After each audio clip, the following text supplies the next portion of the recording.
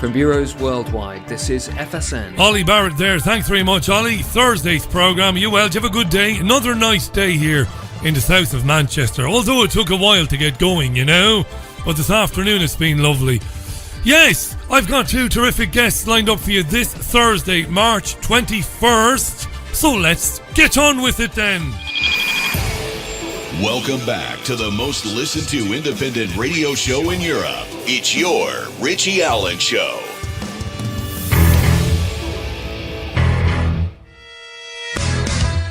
It's the Richie Allen Show.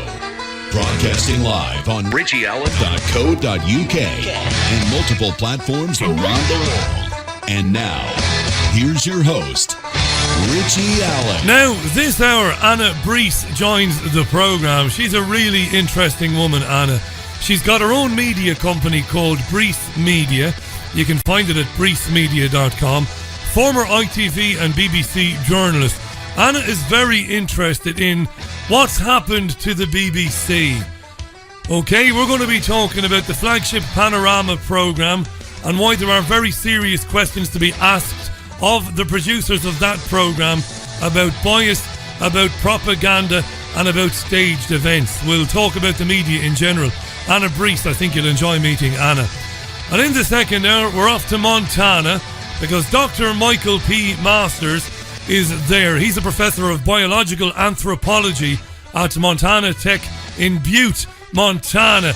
And he's written a book called Identifying Flying Objects, which looks very closely at whether extraterrestrials may be a distant future version of ourselves.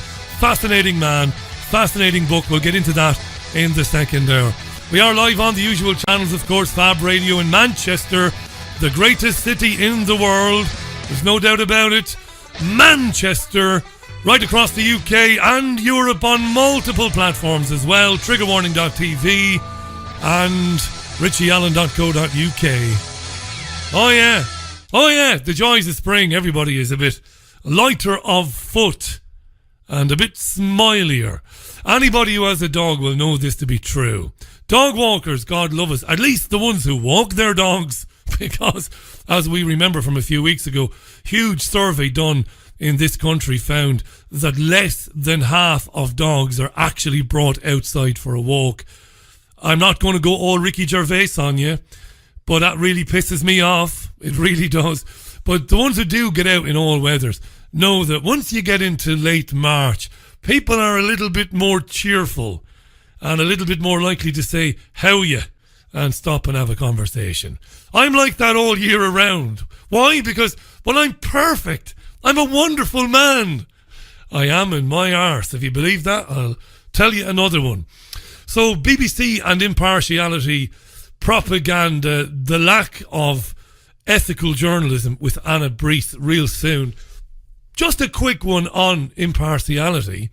The BBC website, or the news version of it anyway, which is bbc.co.uk/news, has a live running commentary with updates every minute or every 2 minutes. So if you go to BBC News, you'll see this. And it's read and watched by a lot of people. It's a very popular page. And it's incredibly biased in what it chooses to post there. And it's not just me. That's not my subjective opinion. It really is. I'm going to give you a quick example. At 3:30 today, I was in the studio here and I was putting together a few things to talk about. And I went on to that particular bbc.co.uk/news and the live Brexit update page, which is a hugely popular page. And I'm going to give you a series of posts in order, so I'm not selectively choosing them to make my point, because I wouldn't do that. That would be a cheap thing to do. So these are the posts posted to the BBC News website on the live Brexit update segment, which is just constantly updating itself, right? First one at 3:30 now, not now because it's obviously changed since then.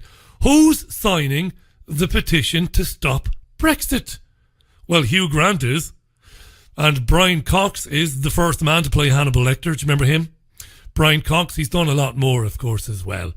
And the BBC have put a map on to show the parts of the UK where people are signing a petition to revoke Article 50 and keep us in the European Union. It's got 1,100,000 signatures so far, and it's apparently crashed that website. Next post was Soubry attacks May's statement. This is referring to Theresa May's address to the public last night, to the British public. That's a very negative anti-kind of Theresa May story. I don't have any sympathy for May now, but I'm making my point.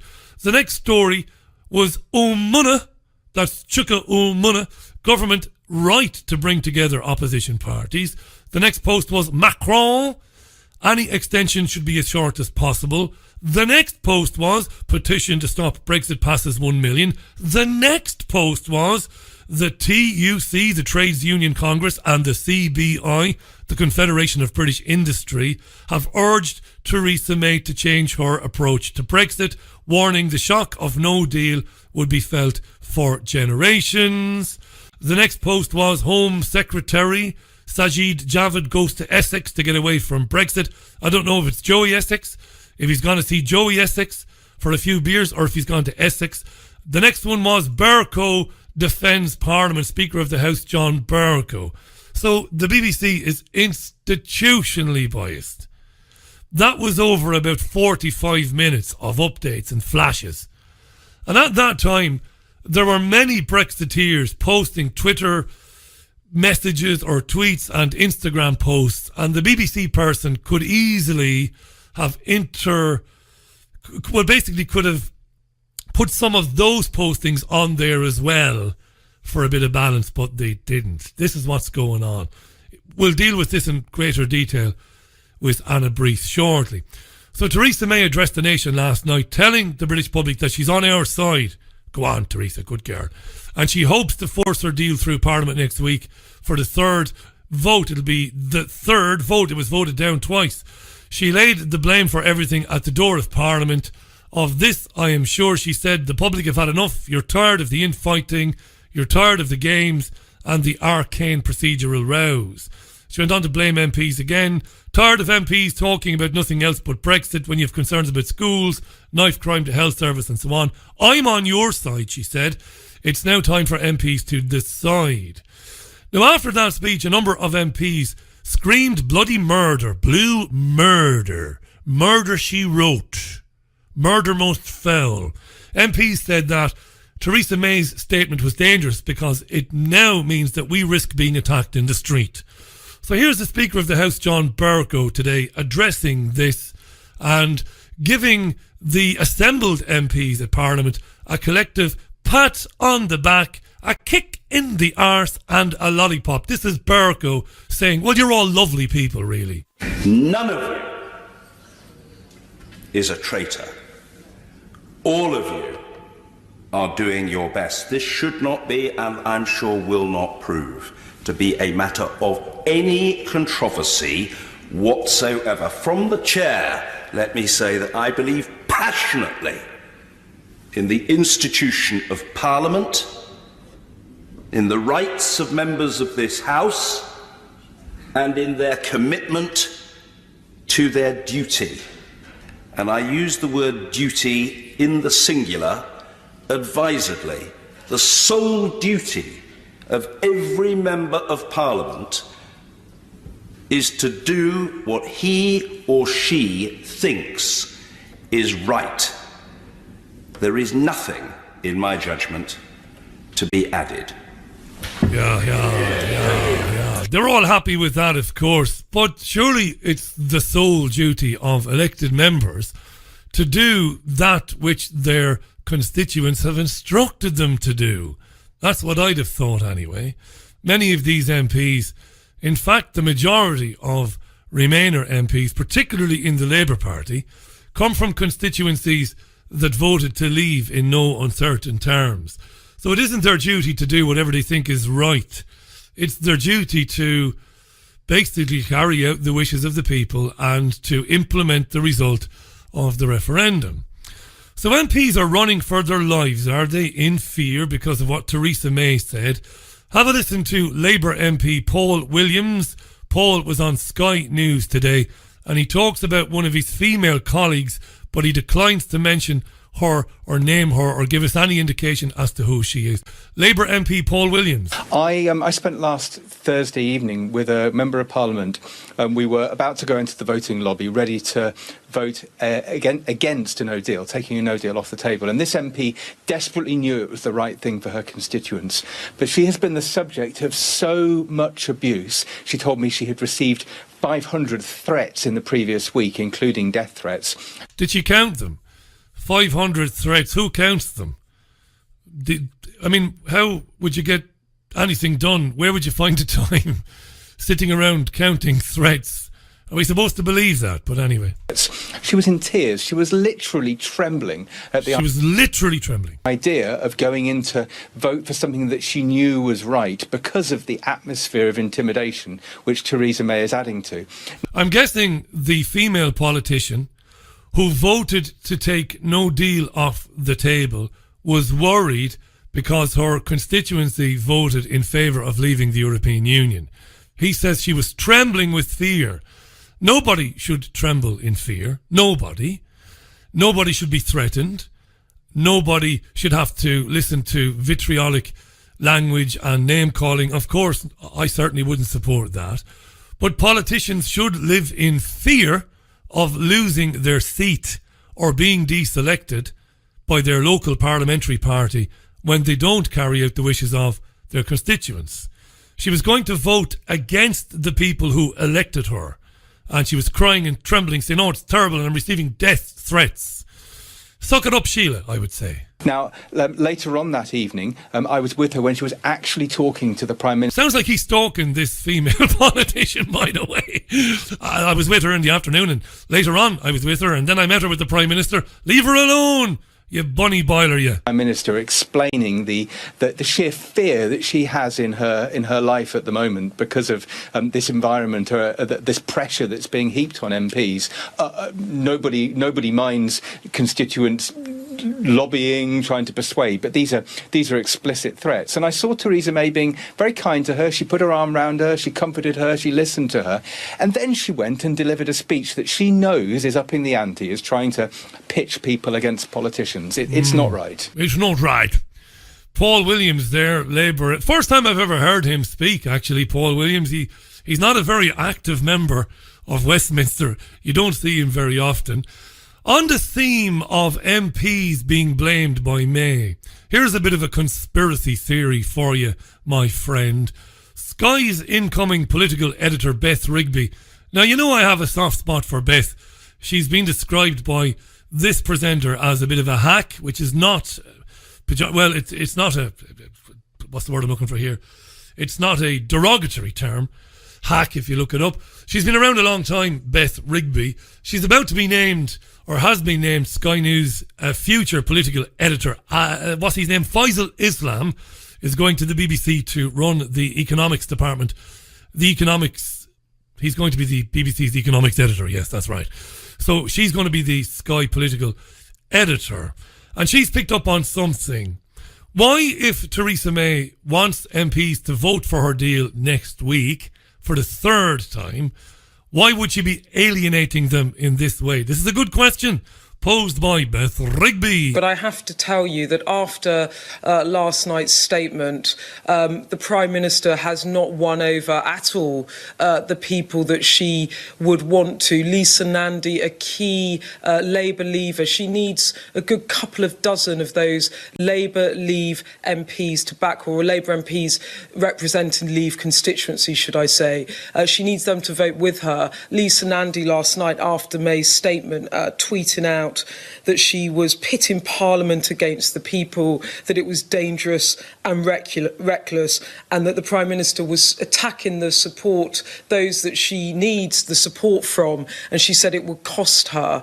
The reality of it is that unless Theresa May calls an election next week, it won't be the public that's going to decide on what happens next. It will be MPs. And as I said, after last night's performance, it seems that she has sort of signed the death note on Meaningful Vote 3, with a lot of MPs just simply furious with her, saying that she is stoking division at a time when she needs to find the art of compromise and play the politics of persuasion. So lots of unhappiness here over her and how she's handled this. Yeah, and she isn't stupid, Theresa May.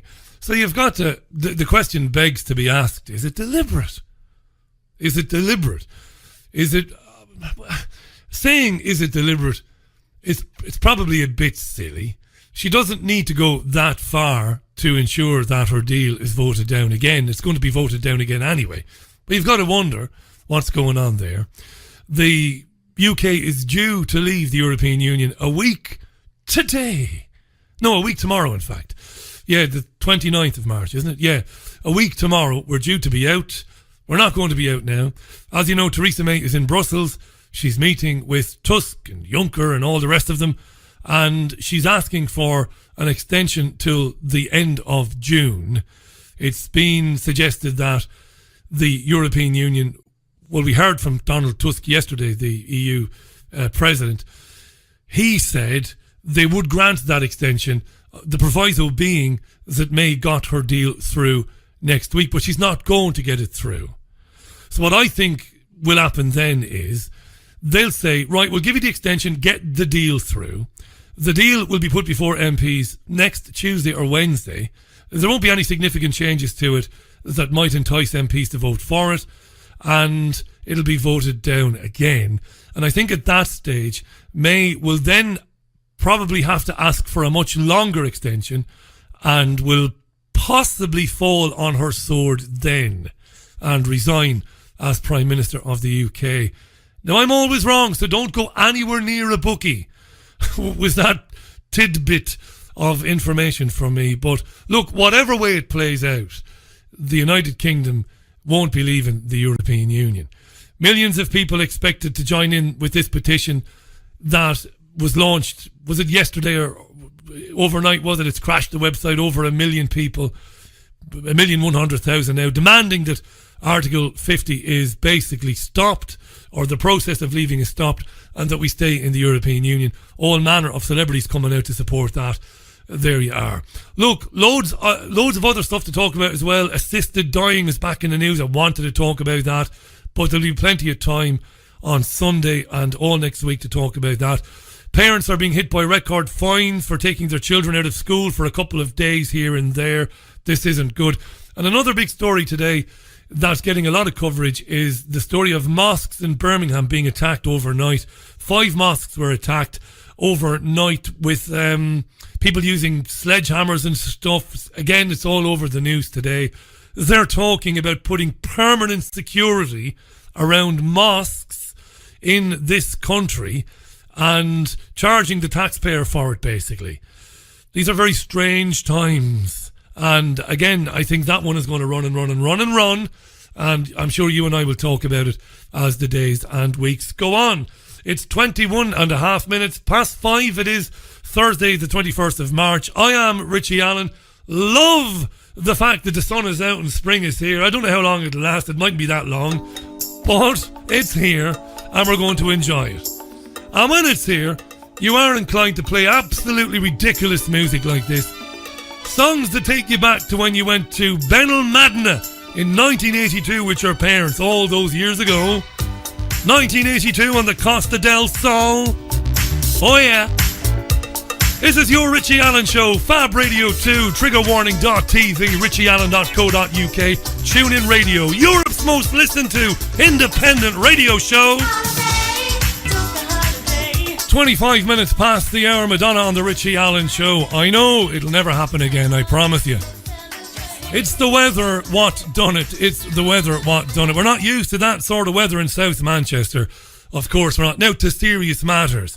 I've been a reporter, a producer and a presenter at national and commercial media for years, and I never thought I'd see the day when there would be such a lack of trust and a lack of faith in mainstream media, but most of all in the BBC. Anybody who's ever worked in a newsroom whether it's in community radio or commercial radio or anywhere else, will have been told for years about the standards at the BBC, and every reporter, every producer should aspire to the standards, the ethical standards, the fairness and the balance at the BBC for years and years and years. Things have changed dramatically, I would say, in the last 15, 16 years. The Iraq War, of course, the Savile revelations, but most recently the BBC's reporting of Syria and chemical attacks there. Not once but twice, the Panorama programme and the BBC News and World Service reporting on chemical attacks and other events in Syria. And we later found out, due to the courage of BBC presenters and producers, former producers and journalists, coming out and saying, no, there's something very wrong with that reporting. So I want to introduce you to a lady who knows all about this. She's a former BBC and ITV journalist. She's got a company called Breeze Media, which you can find at breezemedia.com. And she trains students there to produce professional output and content, and to make it fair, ethical and balanced. That's a really interesting thing, is that. So let's welcome her to the programme. Great to have her on. Anna Breeze, lovely to be with you. How are you? Hello, thank you for asking me on. Great. Well, I'm fine, thank you. Thanks for being so kind. You were supposed to be with me yesterday, and I made a rookie mistake. I put it in the old diary for next week, and you're very good, Anna. But then I suppose you've been there yourself at one time or another. So listen, about that. I mean, when you're younger than I am, and I presume your path to journalism was similar to mine, academically, or getting an apprenticeship at a station or at a newspaper. There was a time, wasn't there, when you would have looked to the BBC and your older colleagues. I mean, I remember my older colleagues saying, you look to the BBC, and in Ireland, I suppose, to a lesser extent, RTE, for the way that it should be done. Did you ever think we'd get to this point now, when there was such a lack of faith and trust in the institution? I just remember how proud I was when I got a job at the BBC. I mean, I'd been at ITV for 7 years, but I remember I went for a presenter's job at BBC South Today in Southampton, and I beat sort of 200 people, and I know some of the people that I beat for the job ended up at ITN, and I just was so proud to work for the BBC. And I think there is really the last month, I've been feeling a lot more queasy about the BBC and my trust in the BBC, particularly BBC Panorama, in relation to meeting Robert Stewart, who's you may or may not know about, who spent the last 5.5 years investigating the 2013 documentary Saving Syria's Children, and also I watched the footage of John Sweeney. When you've probably seen it. Have you the documentary that Tommy Robinson's produced? I have, I can't even mention it because you're not even allowed to mention Tommy Robinson. I'm no fan of his at all, but I'm of course I'm going to watch the undercover footage and what happened with Panorama, and it's just become more blatantly obvious. So I probably would have worked for the BBC possibly 5 years ago. But now, I mean, I've publicly gone on Twitter and said I'm ashamed to have ever worked for them, and I would never work for them again. Fair play to you. Fair play to you for making the point about Tommy Robinson, because I've been reading you quite a bit over the last few days on Twitter. You can follow Anna on Twitter. Folks, there is only one Anna Breeze, that's BREES. Follow Anna on Twitter. This is a lady who's worked for ITV and the BBC, a very serious journalist, a credible journalist, talking about these issues. It's a great point you make. It doesn't matter what anybody thinks of Tommy Robinson. It's irrelevant. The fact is that Panorama has attempted to stitch this guy up. And even if this guy is some of the things that he's claimed to be, they should not decide that when they come to commission that programme. They should be going to meet him with a completely open mind and absolute objectivity. Give us a flavour, because some of our listeners might not know. What has Panorama been doing that's concerned you around Tommy Robinson? Well, I mean, there's around Tommy Robinson in particular. I know he had a big, was it the 23rd of February in Manchester? There was a big demonstration, and he aired this documentary, And he obviously had a couple of journalists. He'd fallen out with this girl, and she was. I think they were expecting her to give the dirt on him, but she was offered money to say that she'd fallen out with him for a front page article, and it was called Tommy Takedown. And I think Tommy Robinson had become too powerful. He does a live broadcast on Facebook and YouTube. He was getting 400,000 views within 24 hours. And I think the MI5 or Secret Services were incredibly concerned, and they know that they can rely on organisations like BBC Panorama to do their bit and to... And unfortunately now we've got mobile phones that can record people when you don't know they're being recorded. And that's something reporters and journalists need to be very careful about now. So the undercover footage of John Sweeney, of him getting drunk with this girl and trying to get her to dish some dirt on Tommy Robinson, is it's something that I think every citizen of the country needs to watch. It's rubbish, isn't it, Anna? To take a look at Robert Stewart as well in the investigations he's done into saving Syria's children, which is just as honestly, it's mind-blowing. I tell you what, Anna, because we're going to talk extensively, I hope anyway, for the next 20-25 minutes about Syria specifically, because this is huge and very important, and it will be familiar to, I suppose, a lot of our audience, but a lot won't know about this. But before we do that, just to stay with the Tommy Robinson thing, for a BBC program, a flagship program like Panorama, which would have the trust of the British public because it's been around for years and it's done some excellent reporting for years and years. For one of the most senior people associated with that, John Sweeney, we all remember Sweeney famously for the expose of Scientology, which was excellent when he blew up famously when he met not Tommy Archer, but Ann Archer. So anyway, long story short, so we look at that, it's really important to see a BBC guy basically trying to bribe somebody into giving them a cock and bull story, something that you might have expected from the News of the World. You can't overstate it. With the telephone, and the Millie Dowler, and what happened to, what was that paper? It doesn't even exist anymore. Was it News of the World? News of the World, yeah.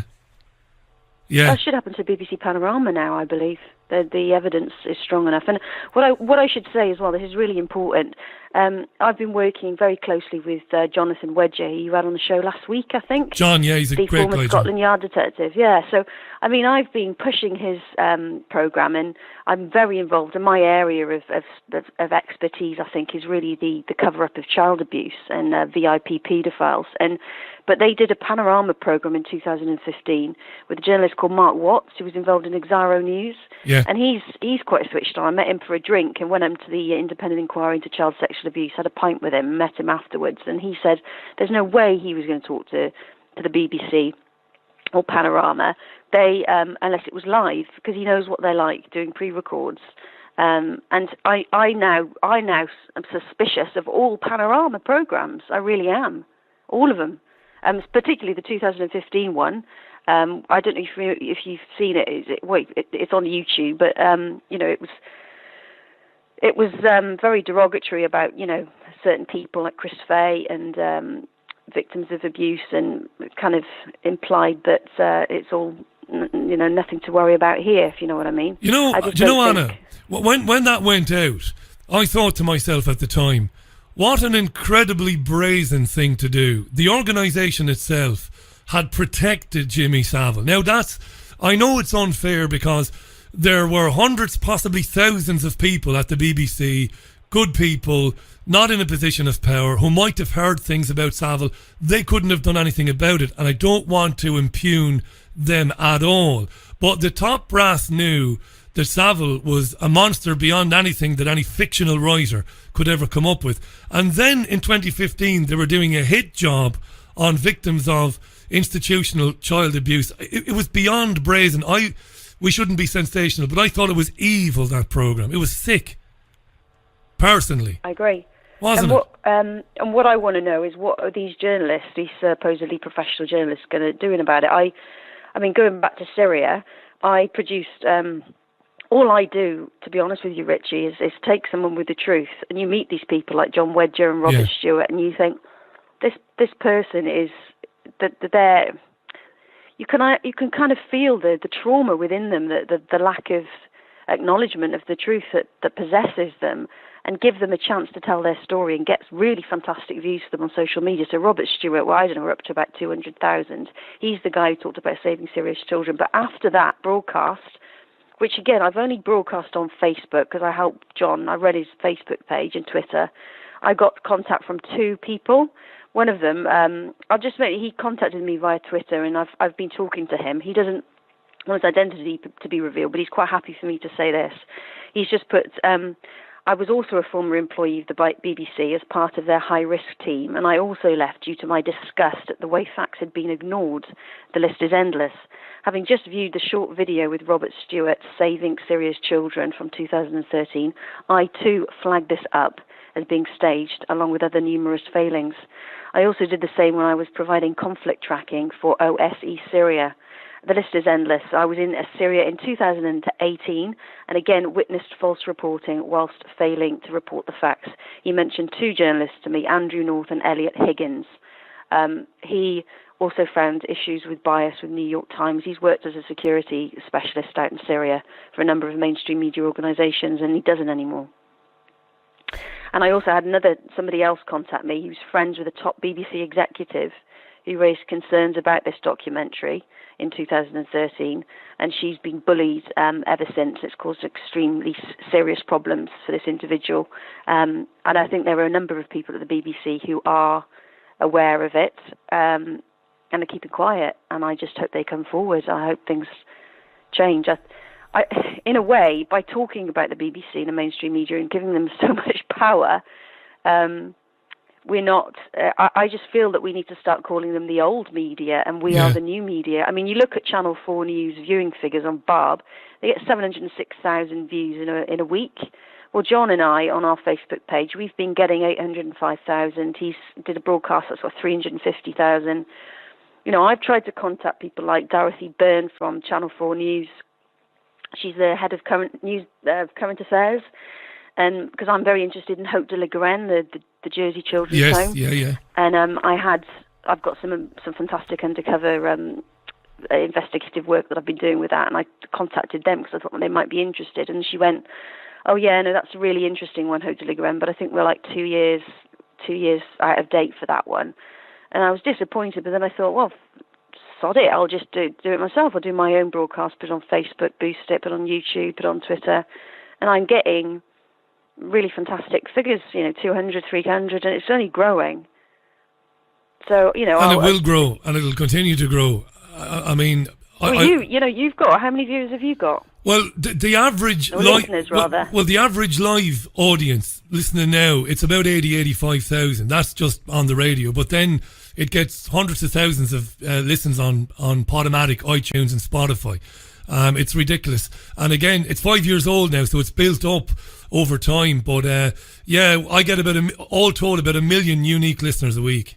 It's crazy. That's fantastic. But nobody, do you have advertising? Are you thinking about adding some advertising? Because I think the new media, as in the alternative, this is the problem, needs to be a little bit more savvy about that. Do you know the problem I have with that is because it's global. I mean, probably 43% of the audience is based in the UK, but the rest of the audience is scattered all around the world. But it's interesting you talk about figures, because I had a conversation with the BBC's Nicky Campbell on Twitter about 2 years ago, and it was all very pleasant. And I was asking him to come on the programme, and he said, well, I can't because I'm not allowed to opine. I can't get involved. It's against... And I knew this to be true. Yeah. So I said, well, I'll come on with you then. And he kind of laughed and went, well, you're just anybody. And I said, well, I'm not. And I sent on the metadata from this programme. I said, I'm not just anybody. First of all, I am a nobody. I'm not important. But I said, hundreds of thousands of people a week choose to listen to this. So that should be interesting to you. And if John gets stopped in the street. You know that, John Wedger. I'm not surprised John gets stopped. He gets stopped in the street because, I did a video with him in London, and that's got 300,000 views. It was about 10 days ago. Yeah, I saw it. I make sure I edit it. Yeah. I make sure that I edit it in square and put text on, though, because a lot of people watch videos on social media with the sound off. So I'm aware of these little things that you need to do to get... But John's a great guy, and... he wasn't given a mainstream media platform. He spent the day with the BBC, and they did listen to him, were interested. But I think he hasn't really been given a platform on the mainstream old media, which I think we need to start calling him. And as well, and I'm so glad you're here, Anna, because I'm always banging on to my listeners about this because of my, media background as well. I didn't reach the heights you reach now in terms of BBC and ITV, but, I did okay.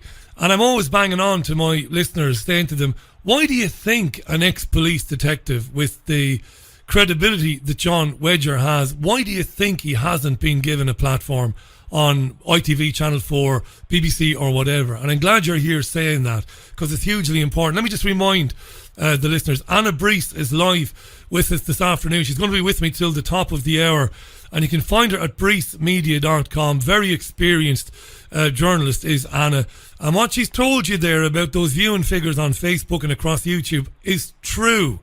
It is the old media, the BBC. The new media is credible people, qualified people walking away from that and saying, no, there's another story. We'll find the other story and we'll tell you that. So check Anna out at breesmedia.com. Great that somebody is training young journalists to, to do it the right way, to do it the proper way. Let's talk about saving serious children, because I covered this. I mean, you talked about Panorama being basically, discontinued, as the News of the World was, quite rightly. But the BBC is surely not fit for purpose. There isn't any disputing what went on with that particular programme. This is a programme that went out. It was about, you can remind us, Anna, it was about an attack on a Syrian school. And it was a very dramatic, very kind of pathos-filled report about the devastation there. And then Robert Stewart started looking into this and found that, well, the whole thing was basically nonsense. Do you want to remind our listeners what happened with that particular programme? Well, I really would recommend that they watch Media on Trial.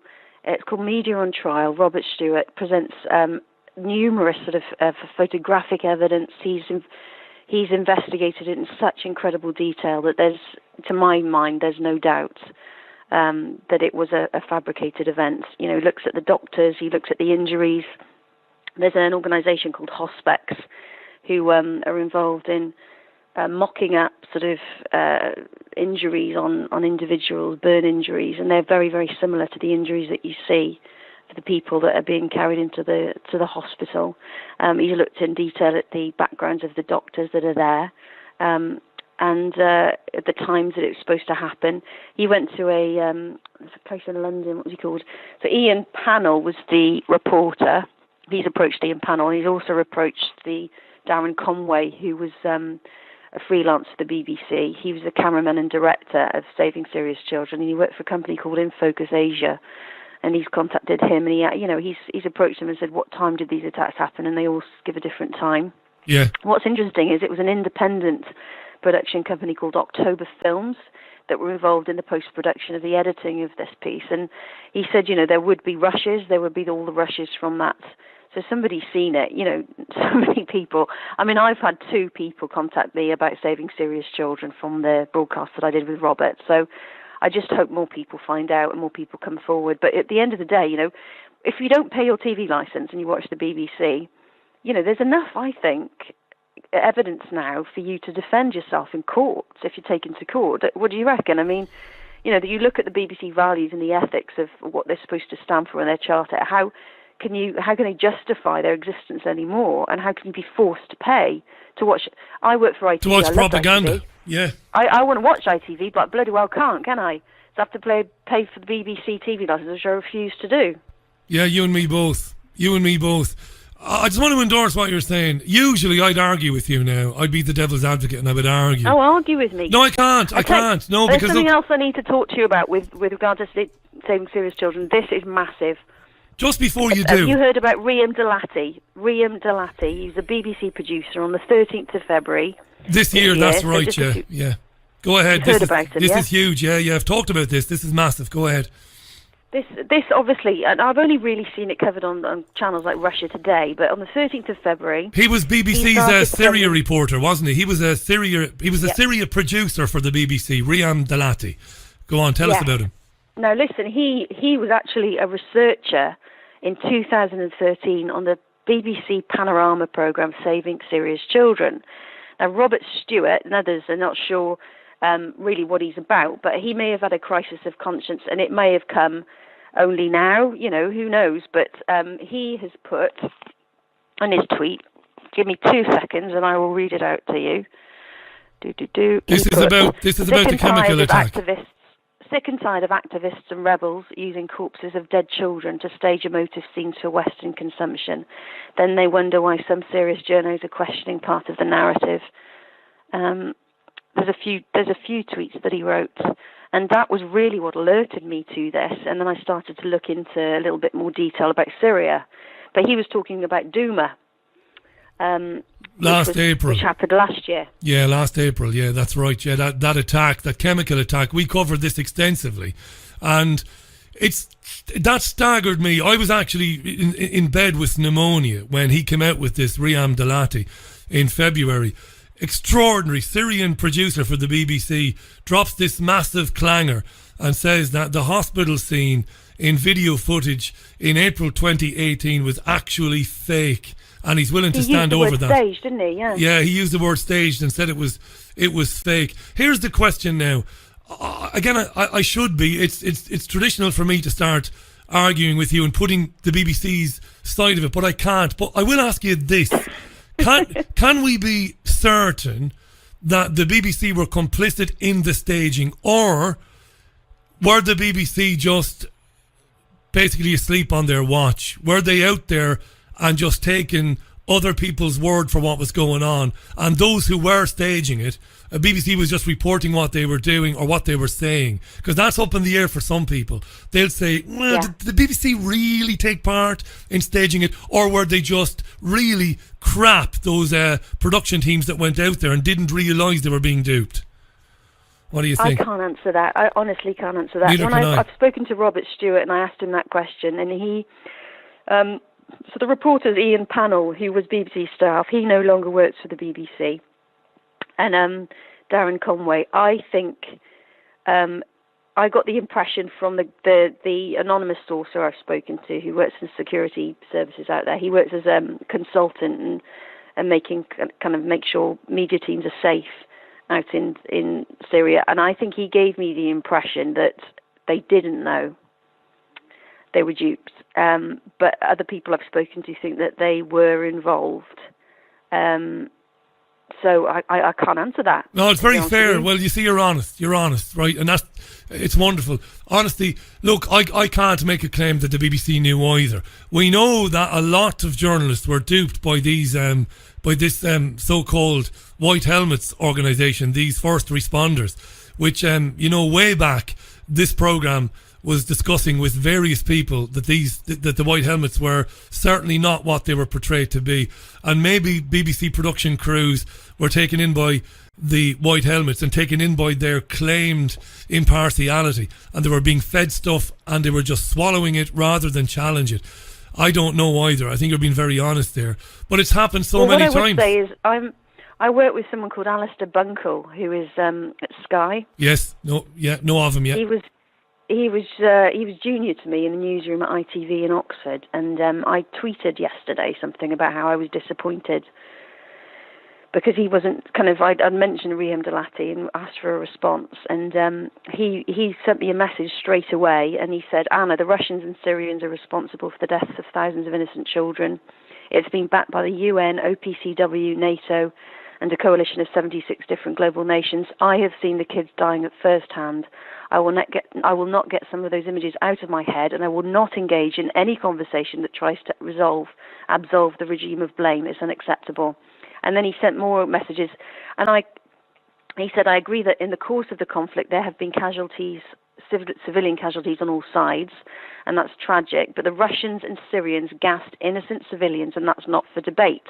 Now, I've mentioned to him Professor Piers Robinson, who is just about to release a document all about Duma, which is just it's unbelievable, to be honest. So I hope he reads that. And he just does it.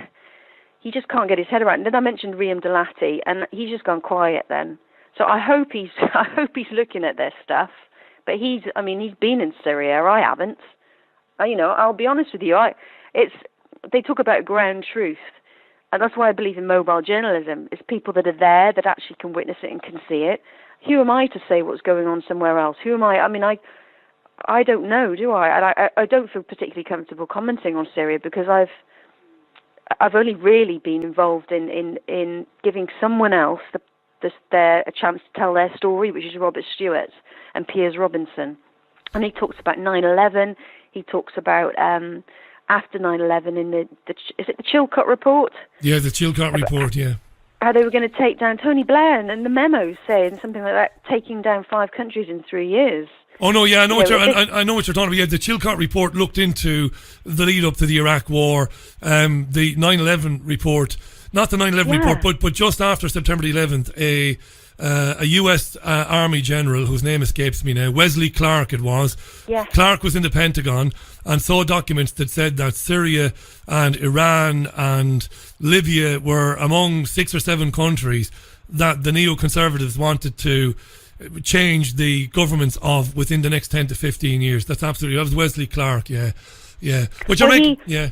You know, so I'm gonna direct people. It's really important. I'm going to direct people to Media on Trial, Piers Robinson, and Robert Stewart.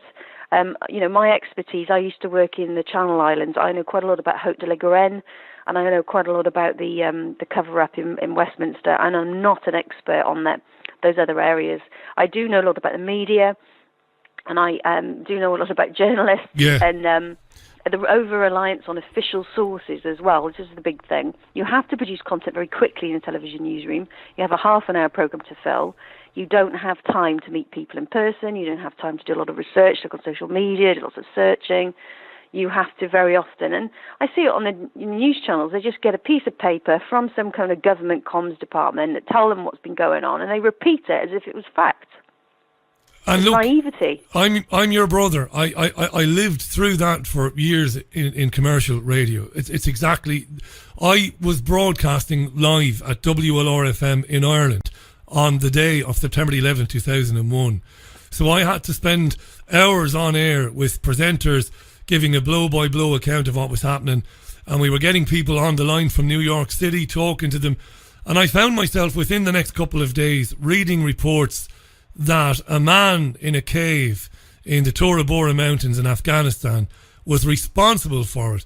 And it was only a few years later that I had this horrendous sense of embarrassment that I went along with that. I took those wires from independent radio news, from Reuters, and just read them out. Well, of course, rearranged the language for radio scripts and just told people Osama bin Laden did it.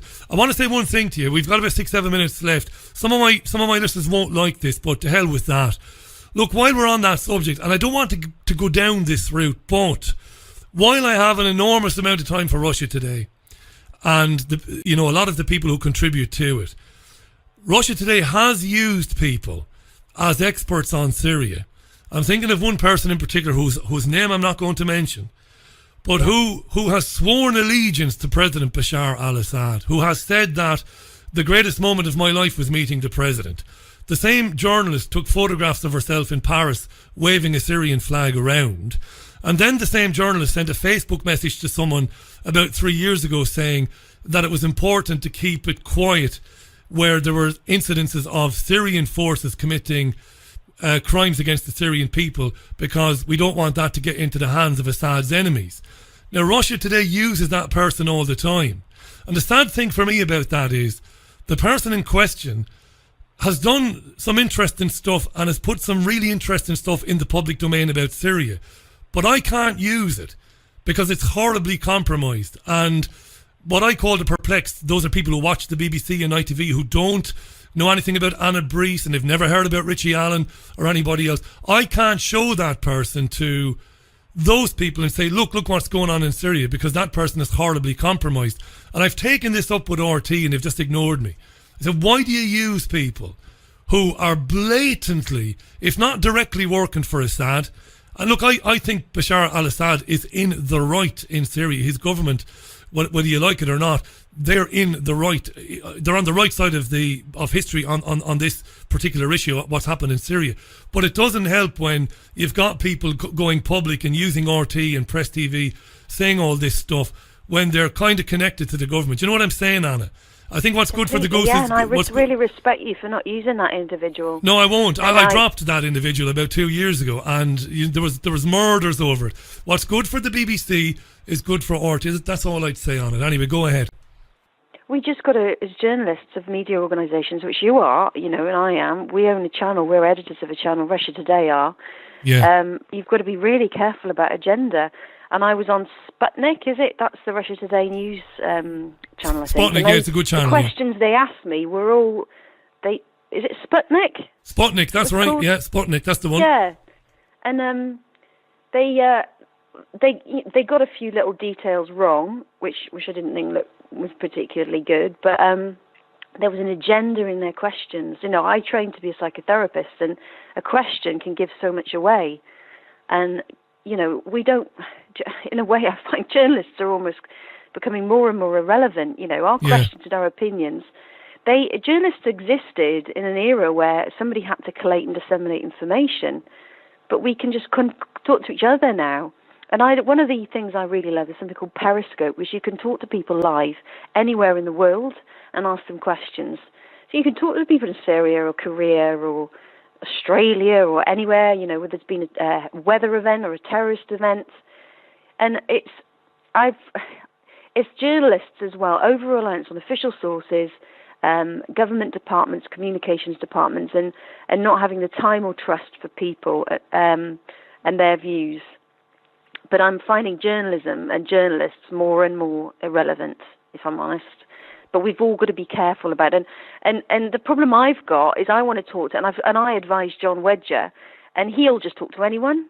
Yeah, he's great, John. Yeah. Any time, like a radio station with 100 people, he'll talk to anyone. And I said, look, John, that's great, because he wants as many people to hear as possible. But the problem is, you get things like, oh, you can't talk to him. He's friends with David Icke. You can't talk to them because they're Russian. It's a nonsense, isn't it? What a nonsense that is. I can't even mention Tommy Robinson. Yeah.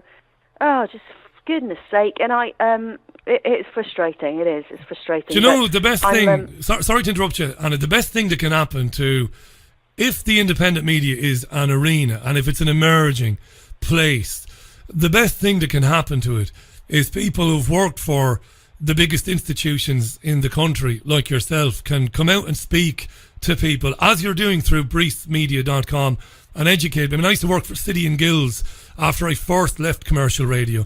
And some of what you're doing, and I'm sure you're doing it a lot better than I did it, but I tried to do that as well. I tried to say to young journalists, listen, there's the right way to investigate information, to authenticate it, and then there's the wrong way. And sadly, the wrong way seems to be more prevalent in mainstream media than it ever was before. But the best thing that could happen to the independent media is somebody like yourself coming out and talking about these issues, because I can bang on about it forever on programs like this. But when somebody says, well, look, I've been at the BBC, ITV for years, this is what's been happening. You obviously don't have there's no revenge in you. You've got no axe to grind with anybody.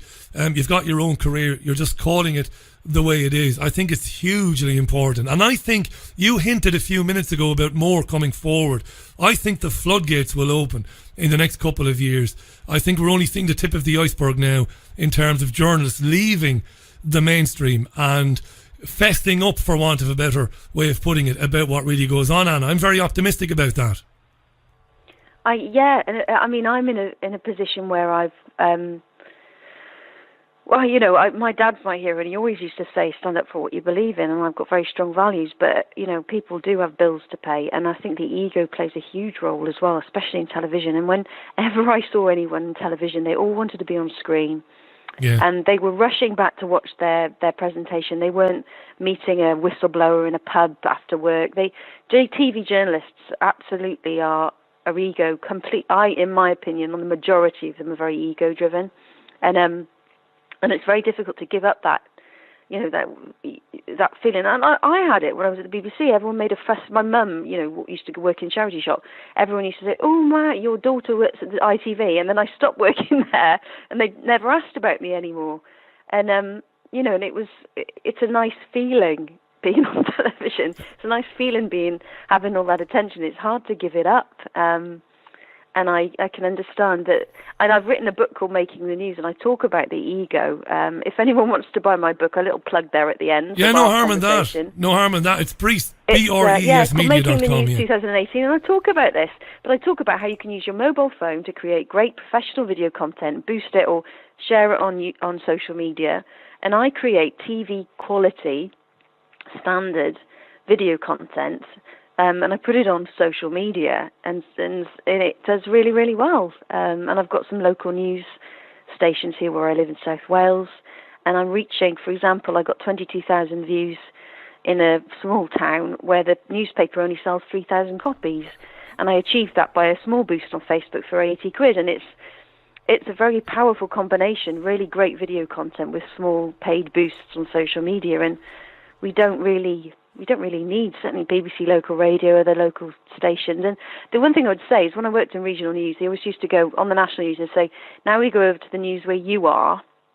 That's but right. It was like, I was living in Gloucester and it was news about Leicester, or I was living in South Wales and it's about Anglesey. It's not the news where you are.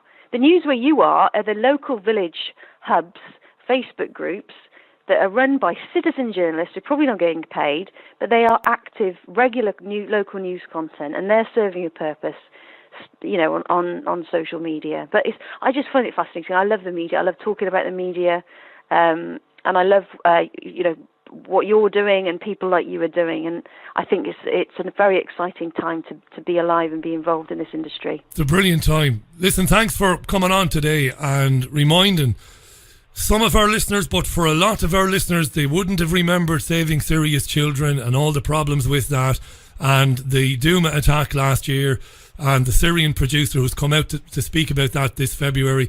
And to be fair to you, you're absolutely right. It doesn't matter what anybody might think about the politics of Tommy Robinson. The attempted stitch-up of him by John Sweeney and Panorama is indicative of a rotten to the core organisation. It's unacceptable, and people need to know more about it. BreesMedia.com. I have faith in them. There are people at the BBC. I have faith in them. They need to come forward. They're good people. There are some fantastic journalists there.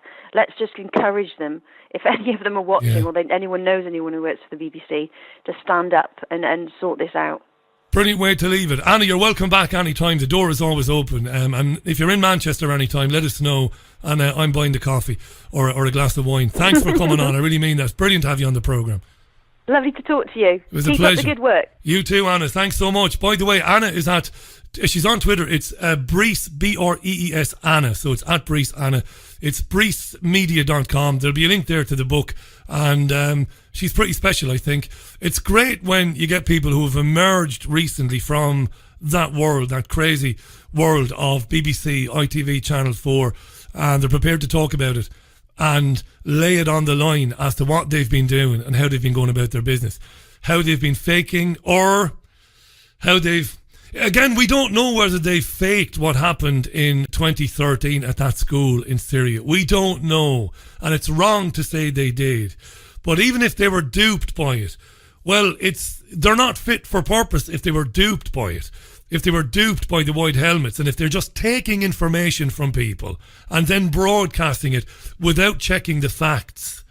But it's happened so many times with the BBC, the Iraq War. Where was the BBC when Tony Blair was lying through his teeth and saying that Iraq could launch against the UK in 45 minutes? Where was the BBC? We all know about Andrew Gilligan, don't we?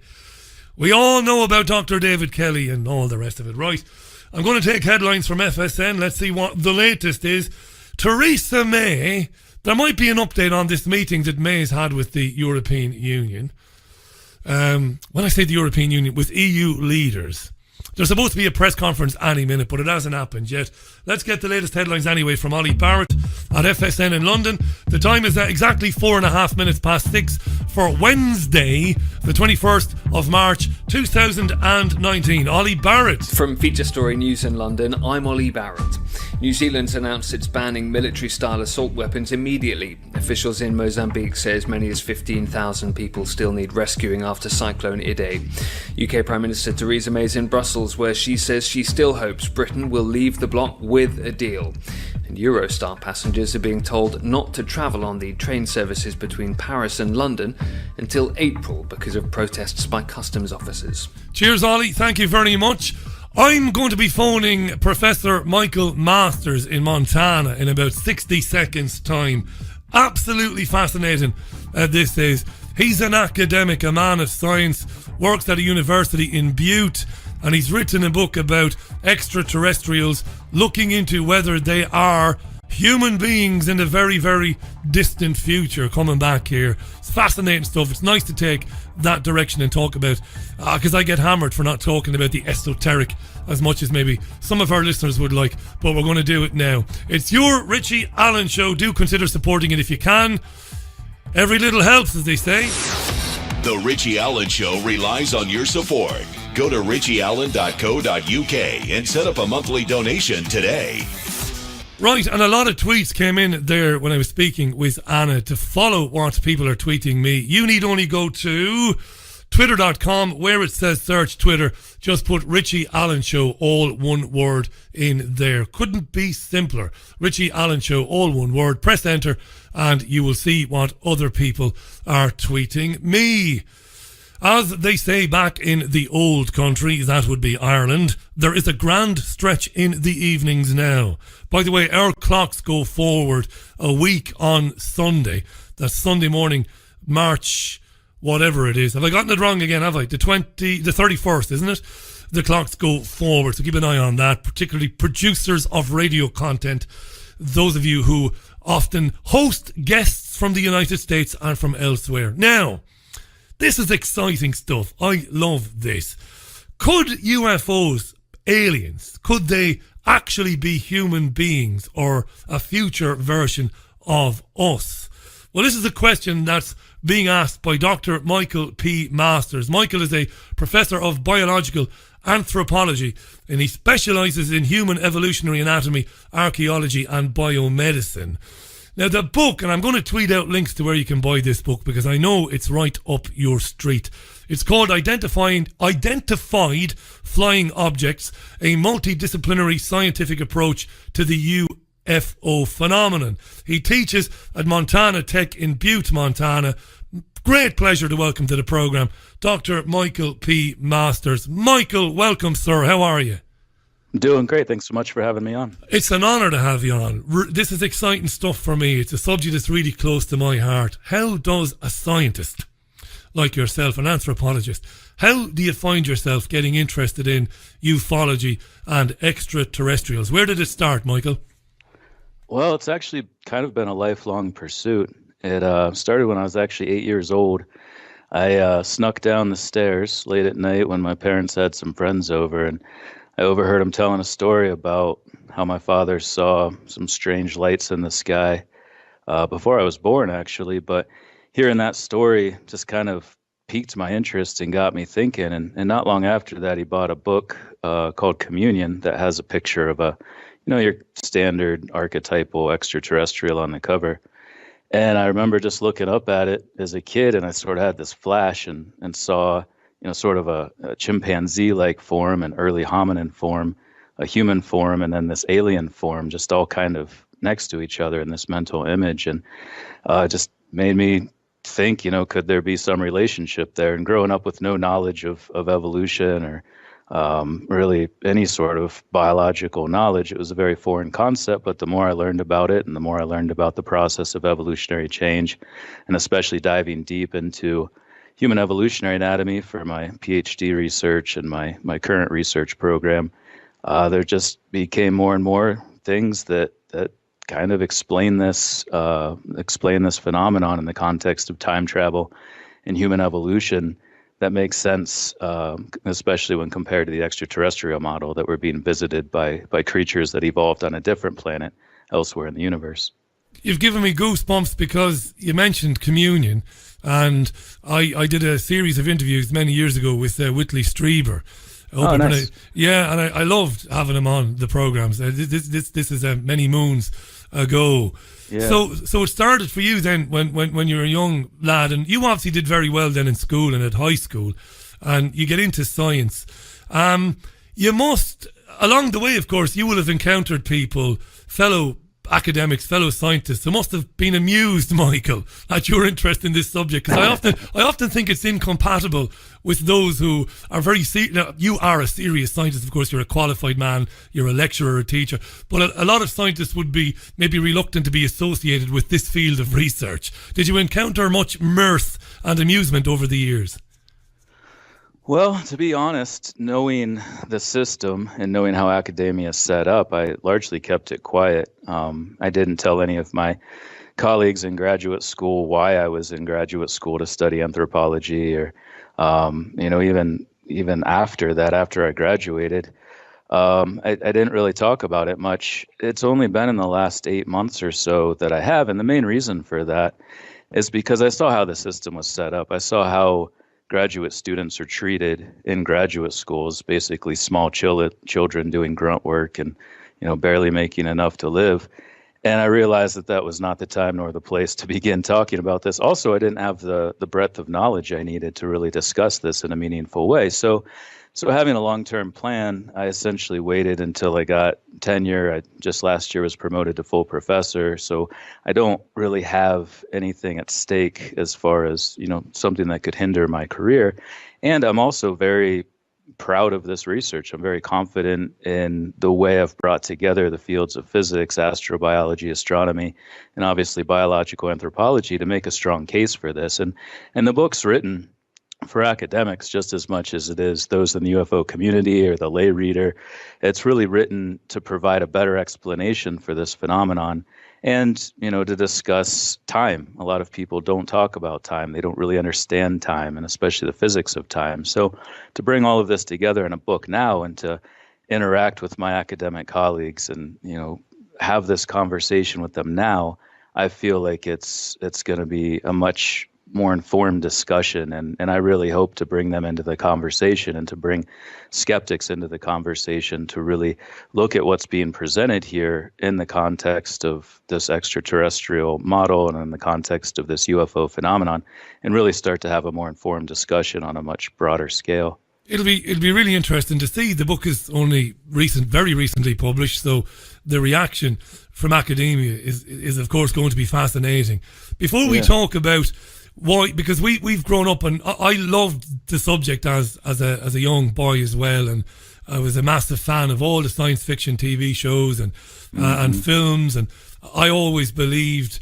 Well, reading Communion, I read Communion. I was pretty young. I think Whitley's book came out in the 80s. I think I would have been probably 12, 13 years old when I read it, and I was gobsmacked and watched the film with Christopher Walken. I think I just loved it, and I've always believed people, not everybody, but I think the vast majority of people who absolutely are genuine, that something has definitely happened to them. I've never felt that they were trying to pull the wool over our eyes. Before we talk about where you came to feel that they're not maybe otherworldly in terms of other planets and maybe different species, and why you think they might be future versions of ourselves, you've set yourself up for a fall here, Professor, because you said we don't understand time. I'm going to set you a challenge, my friend, for our listeners. For the dumbest person on earth, can you explain, so that we can understand it, the concept that time might not be linear? How do you explain that to somebody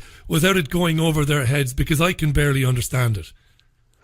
Yeah, our day-to-day experiences certainly appear to be linear. There's a past cause that leads to a future effect, and we grow up thinking that from a very young age. My small children get things in kindergarten and first grade that says, put this in order, which one happened first.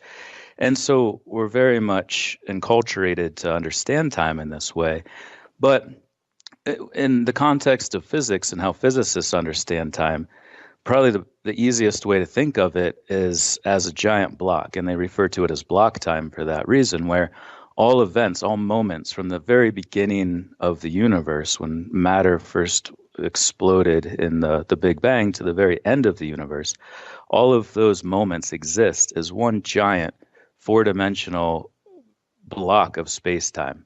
And the way that we understand it, and the reason we see it as linearly, is because we move through it as cognizant beings. We have brains that need to make sense of it.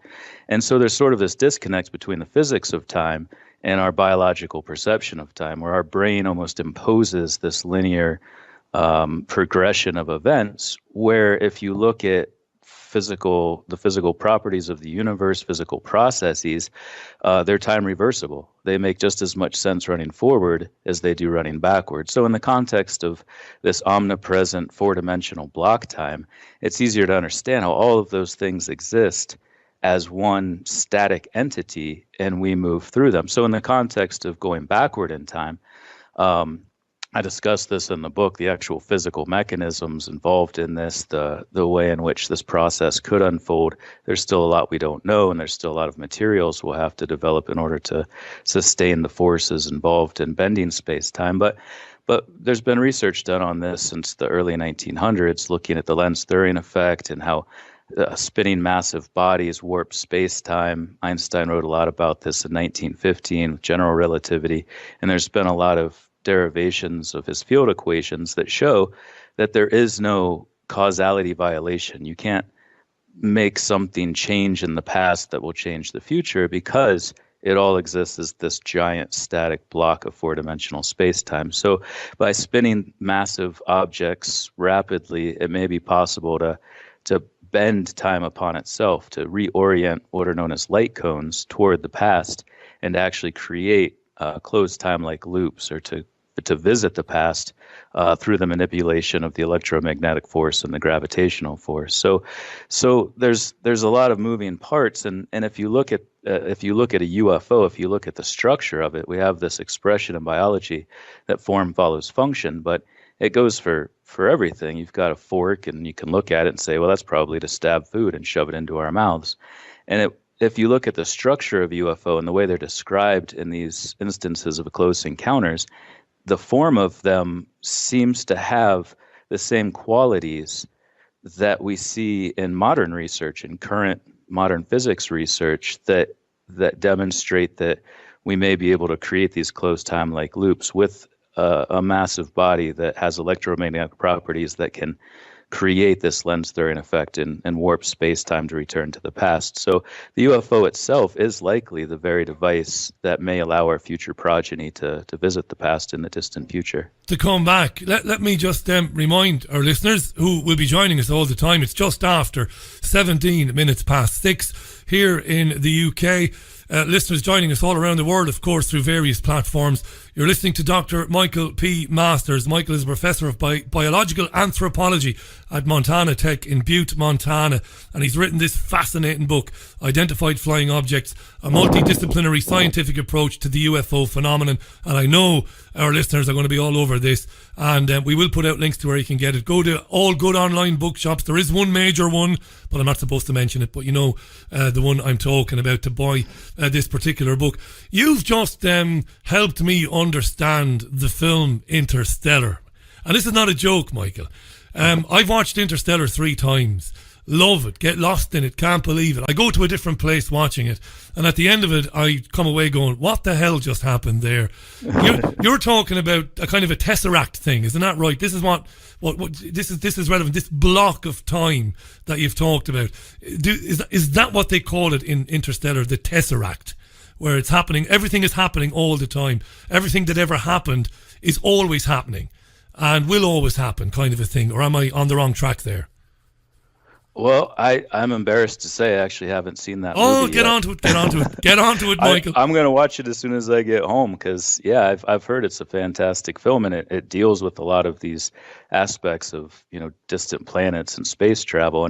But yeah, I mean, Carl Sagan in his book Contact, and then the film that was made with Jodie Foster, did the same thing, where there's this spinning, highly energetic body that allows people to move through this four-dimensional block time. And it's another way of thinking of it is to a physicist named Paul Davies in his book About Time describes it this way. And I think it's very useful for people to really understand the dimension of time, is that if you have an airplane circling above in the XY dimension, just a flat circle, and then you take pictures of it every 5 minutes and stack those pictures on top of each other. It's easier to see the representation of that fourth dimension of time We experience it; it's all around us. But we can't. Our brains aren't set up to conceptualize 4 dimensions. We can handle 3. So by that stack of pictures of Polaroids of the plane circling, you can see that build up, and you can see that other layer of time. And so, yeah, and looking at block time, or landscape time as it's also known, which is the dominant theory among physicists, what's interesting about it is that if all events that ever existed in the universe exist in this static block of time, you visiting the past doesn't change anything. You're always a part of that past. You were always there. It doesn't cause some ripple effect or send us into a different dimension or with different outcomes, even though you see that in media a lot, in different films and television shows. You just always were a part of that point in time, in that past. And physicists know with absolute certainty that when you grow up, if you visited yourself in the past, if you grow up to be that age at which you remembered yourself, we know with absolute certainty that you will be the one going back to visit yourself in the past, because those two things are intricately linked. They're integrated. They're connected across this giant 4-dimensional block of space-time. Oh, this is amazing stuff, Michael. And there are questions coming in, and I'm going to allow you to be professorial. And by that I mean you can get annoyed if you want. You can say, look, that's a silly question. Let's talk about something else. We never say that. Listen, we love all questions. I sat through 1,000 lectures at university. I was stupid enough to go twice. And I remember some grumpy professors in my time, let me tell you. Listeners are asking about things like deja vu. Sometimes it's overwhelmingly powerful. Yeah. It's so powerful sometimes that you actually... Now, I can only say this has happened to me once in my life, but I do remember being in a conversation with somebody and being able to predict what was going to happen next. And it wasn't something so silly and benign. It was something that was fairly difficult to imagine. And I got that crazy, dizzying feeling that I'd been through the experience in the past. So deja vu fits into what you're talking about here. It does very much, and this isn't in the book. Unfortunately, I wanted to write about it. The next book, there'll be a sequel. There'll be a sequel. Yeah. Absolutely, go ahead, Michael. Well, I have very, very intense deja vu, and it's not, like you said, it's not that feeling like, oh, I've been here before. It's very specific to that moment, and in fact, I dream these things. I have dreams about these moments, oftentimes 5-10 years before they happen, but on occasion, and there's been times where I had the dream and then I was in that extremely benign scenario, a week later. And yeah, it's easy to remember it. I remembered my children. I remembered my wife long before I ever met them. Wow. Simply because they were in so many of my dreams. And it's at the point now where I'll have a dream. My wife's like, is that a real one or a fake one? And then we have to differentiate. But yeah, it's never a major event. It's not like, a building blowing up and sending shrapnel my way or anything like that. It's just these simple day-to-day events. And there have been a few times that's happened to me too, where it lasted so long in my dream and went from my subconscious dream state into my conscious memory that I could even remember what was going to be said next and what was going to happen. It's very short. It's only 5, 7, maybe 10 seconds at the most. But that indicates to me too that those moments are structured that way, that they're always a part of that future. And I'm just getting to the point where I live in them. And what it also indicates is that our subconscious is able to access these things in a different way, that our consciousness maybe isn't bound by the physical laws that our physical form is, that our bodies are meant to exist within and follow the rules of. So maybe our consciousness can transcend it. And to go a little farther, what it also indicates to me, and how I had to come up with an explanation of this for myself, is that I've potentially lived this same life over and over, hundreds, thousands of times, where that light at the end of the tunnel that people talk about at death may simply be the light at the end of the birth canal, where you come out, start life over, and your consciousness resets with apparently maybe some subconscious memories still within, or able to transcend that fabric of time a little bit. So yeah, I see deja vu as a really interesting thing that needs a lot more research and a lot more explanation, because it's a very fascinating thing that many people experience. Michael, this is brilliant stuff. Michael P. Masters is our guest, Dr. Michael P. Masters. He's on the line from Montana Tech in Butte, professor of biological anthropology, and his new book, Identified Flying Objects, a multidisciplinary scientific approach to the UFO phenomenon, is a must read. Terrific. This is so important, this stuff. You know, somebody said to me once before, somebody agrees, somebody's been on the program that agrees with you, the light at the end of the tunnel being the reintroduction to, you know, your life again. It sounds horribly depressing, but it doesn't need to be depressing. You know, if the consciousness kind of resets then. Now, loads of questions coming in. I better get to some of these, Michael, or I'll be lynched later on for not asking you. Future versions of ourselves coming here as you know, as what we understand to be in UFO craft or as extraterrestrials.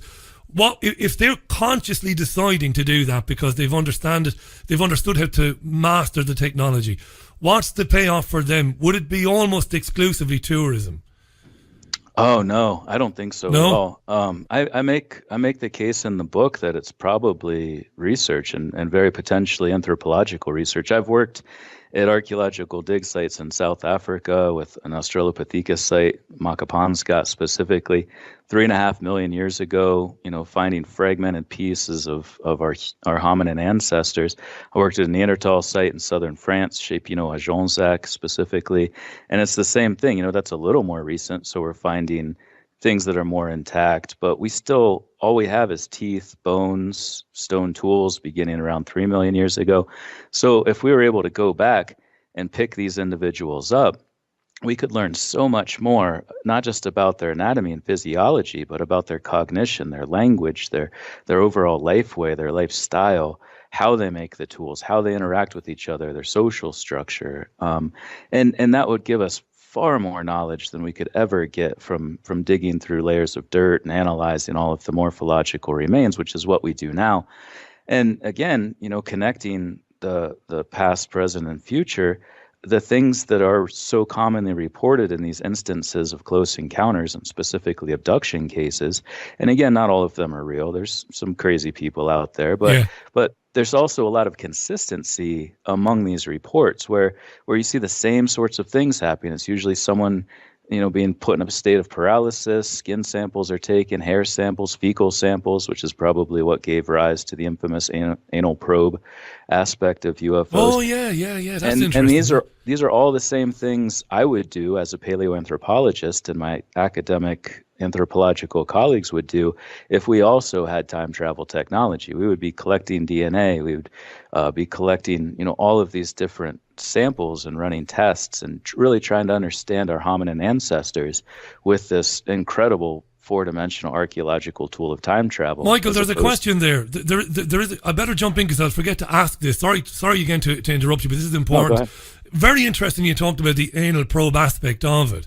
Why then are people left with great trauma, Michael? Because I know you've interviewed people and you've met people, and I've had some people come on the program talking about it. We talked about Whitley Strieber. Why couldn't such an advanced version of ourselves do that without causing seemingly fairly nasty trauma to the subject on the end of it, if you know what I mean? Well, I mean, imagine waking up and seeing these, you know, big-headed, big-eyed, skinny, bipedal creatures standing over you in the middle of the night. I mean, I don't care who it is. That's going to freak you out. Horrendous, yeah. Yeah, and then, you know, all the things that happen, it's so far detached from everyday life and then our normal reality. But in their defense, in almost every reported instance of abduction, they're trying to be calming. They're trying to say no harm will come to you. Just relax. We won't hurt you. And they try to put them back with clouded memories, it would seem. That's a very common thing in abduction reports too, that try to erase the memory of it even happening, which in itself, you know, probably causes extra anxiety because they're not really sure what happened or how to explain it. But I do talk about this in the book a little bit too, is the farther you get from our current position in time, the less human we probably seem to them. In the same way that we do research on mice differently than we do on chimpanzees because they feel closer to us. They seem much more like us. The farther you get into the future coming back, the more primitive we probably seem and the less they're probably concerned about causing us anxiety and emotional stress. But But yeah, I don't know. I mean, currently we have the IRB process, at least in the U.S. and I think elsewhere, the Institutional Review Board that looks at our research and makes sure we're not harming children or prisoners or anything like that. And it's likely to still exist in the future. We're still talking about humans. If we wanted to go back and research Homo erectus 1.5 million years ago, we would probably have to go through a lot of safety protocols and, just make sure we're being cautious of them and their humanity, even though it is a much more primitive form of us today. You've answered brilliant stuff. You've answered a question from a listener who talked about how far into the future or into the past, as it might be, not to be churlish, might this version of us be, because in all of the encounters and in the descriptions, Michael, as you've just talked about there, they look like if it is us, well, it must be millions of years for that amount of evolution to happen, for us to look so different. I know it's still, a humanoid body with arms and legs, but it's a million miles away from what we look like today, right? To some extent, yeah. I mean, a lot of the vetted reports, many of them, they're very like insect-like, alien, very was it reptilian, I think is what they're compared to in some cases. And that's more likely a representation of what I refer to in the book as temporal ancestry. We have geographic ancestry now, which is very intuitive. You can tell if someone's from Southeast Asia or, from Europe or Sub-Saharan Africa. And, geographic races could potentially persist into the future. But when you're talking about backward time travel, once we develop this technology, we're not likely to just stop doing it. Once we have the ability to learn so much about the past in very interpersonal ways, we're not likely to stop doing it. The same way we didn't stop using tools, we didn't stop using fire once we developed those technologies and realized the benefit of them. So yeah, we may be seeing individuals that might be 10,000 years in our future who would be expected to look very much like us, maybe with some slight differences. But then if you go 100,000 years into the future or 1 million years into the future, then you would expect to see, much more overt differences. In the same way that if we look back, the main evolutionary trend has been increased brain size, and specifically an increase in the roundness of the skull, what we call cranial globularity, a retracted face, smaller face. We've maintained bipedalism, we've been losing our hair, but you do have some close encounters in which people describe very human-like, almost Norwegian. For some reason, that keeps being brought up. Chinese-like characteristics with the large, kind of slanted almond-shaped eyes. Some of them even have hair, which would indicate that they're closer to us, more proximate in time. But then, you have some that are described as tall, very skinny, frail-looking, but still with the very large eyes, very large bulbous brain that are most likely from a more distant point in our future. We are talking about identified flying objects, a multidisciplinary scientific approach to the UFO phenomenon. It's a brand new book from Dr. Michael P. Masters from Montana Tech in Butte, Montana. Massive excitement around the book. Thanks for giving us your time, Michael. We've got another 15, 20 minutes if you can stick around with us, because it's really great to be talking about this today. It's on everybody's mind. The people who listen to this program talk about it all the time. Richie, talk more about these subjects because they're hugely important. And I don't know how I can choose between some of these questions because they're so interesting, these questions. You talked about the great places you've been, Michael, looking at artifacts and hieroglyphics and stuff. What about some of the structures on planet Earth that we see today that there's still so much mystery about in terms of why were they built? We look at the pyramids and we believe that they were monuments to, the pharaohs or, the gods or the leaders of the day. But then I've had people on this program, sometimes men and women of science like yourself, who think that there's some really very difficult mathematical equation that needs to be solved about these things, because maybe pyramids and some of these things, maybe there are some clues to time travel in some of these structures on planet Earth. I know you've heard this before. What do you think of that as a theory? Well, it's difficult because, as anthropologists, and especially in doing archaeology, we have a very good representation of incremental changes that have taken place over the long history of these cultures, prehistorically and historically. And if you look at all of that continuously, you can see how just through the development of advancements, especially agriculture, which is one of the main reasons we had these civilizations develop in Egypt, the Indus River Valley, Mesopotamia, and so on, you can see that they just sort of moved slowly forward with their technology, and especially after agriculture. So I don't feel that we really need to interject any sort of extra tempestrial influence or any sort of influence by our future progeny. And in fact, they're clearly incentivized not to just come crashing in and make their presence known. I think a lot of the reason why this is such a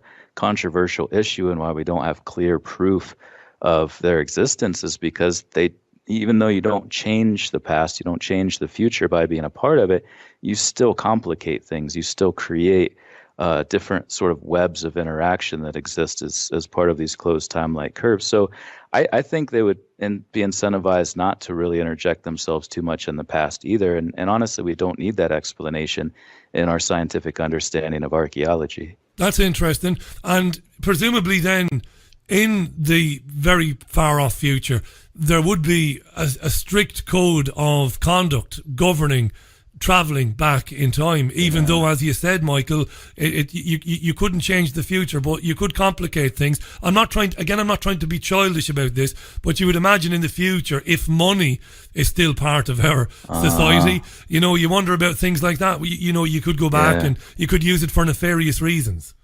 Absolutely, yeah. I mean, that shows up in films all the time where someone gets access to this technology, they go back, they buy stocks, they do sports gambling.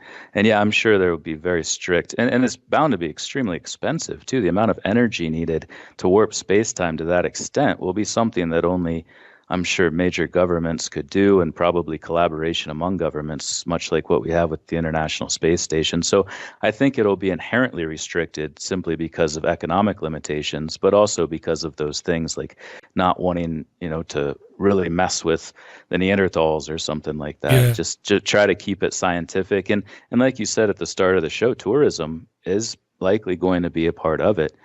Stephen Hawking, who was staunchly opposed to this idea of backward time travel and advocated for something known as the chronology protection conjecture, said very famously and very often that we'll never be able to time travel because we're not inundated by time tourists. And I make the argument in the book that we possibly are, and that these UFOs and these extraterrestrials, as I call them in the book, are likely on some level tourists, but they're just operating under the rules of conduct that are put forward in the future to remain somewhat less overt and to not really interject themselves into past periods of time. Really good. Now, question that's been asked commonly, and I know you will not have the answer to this, but my listeners will ask for a bit of speculation on behalf of the professor here. What about our governments? Can we trust our governments in terms of what they know and what they don't know? What about hidden space programs? Do our governments know more than they let on? Yeah, you're right. I try not to get into that too much in the book, just for obvious reasons. I try to avoid any sort of speculation and just keep it rooted in what we know, what we can know, also acknowledge what we can't know. However, if we are talking about future technology that's far more sophisticated than what we have today, and if there was an instance, Roswell, New Mexico, 1947 is probably the most widely known. If there was an instance in which a government acquired highly advanced technology that's actually built upon our own, obviously, if it exists in our future, then they would be extremely incentivized to guard that and to reverse engineer it, to develop this technology, which could be extremely useful in, the arms race, global warfare, as part of the military industrial complex, the amount of money that could be made if you're able to harness these electromagnetic propulsion technologies, and, much later, eventually, potentially, the time travel aspects of it too. So I definitely think, and some have been more open in Canada. There was a program called Project Magnet where they're actively seeking out people's experiences to try to understand this propulsion system and how the electromagnetic force is used. And they were very open about it. In the U.S., it's been completely different. There's been Project Sign, Project Grudge, Project Blue Book. And the stated goal of many of these, and especially Project Grudge, was to get people to stop talking about it, to try to demonize them, make them seem crazy so that it didn't come into the public conversation. And unfortunately, I'm still dealing with the fallout of that today. People are still hesitant to talk about it. And much of that is just a cultural hangover of these institutionalized efforts by the U.S. government that maybe coincidentally, maybe not, started in 1947. 1948 especially is when these programs came out. So no, there's definitely an indication that there's something going on. We wouldn't have these institutions that are actively researching this for so long if it wasn't a real phenomenon. And they wouldn't, in my opinion, be out there trying to quell interest and discussion about it if they hadn't maybe acquired something that they would like to keep secret. You old coincidence theorist, you. This is brilliant stuff, Michael. It really is. Loads of, dozens of questions coming in. Isn't it amazing how Hollywood, year in, year out, and the biggest television production companies are obsessed with the subject matter, aren't they? What do you think of that? Where, again, is that a coincidence? Is it just one of those things? Or again, might there be something subconsciously going on that they're pursuing, films and television shows about this subject? What do you think? Well, I mean, it has been of interest for a long time. And even though those programs that I just mentioned have come out and tried to diminish the interest, and it's always been something that Hollywood's had fun with and made tons of money. Steven Spielberg, with Close Encounters, with E.T., with Star Wars. So I think there's still money to be made from it. Some within the UFO community feel that there is possibly disclosure coming soon and that we're being inundated with this more and more because they're trying to sort of condition people for some sort of actual reality that exists around this, because it'd be hard for people, I think, if all of a sudden just UFOs come down from the sky and say, hey, it's been us from the future the whole time, no need to freak out. But people would freak out. That's very different. It really is a leap forward in our conceptualization of reality.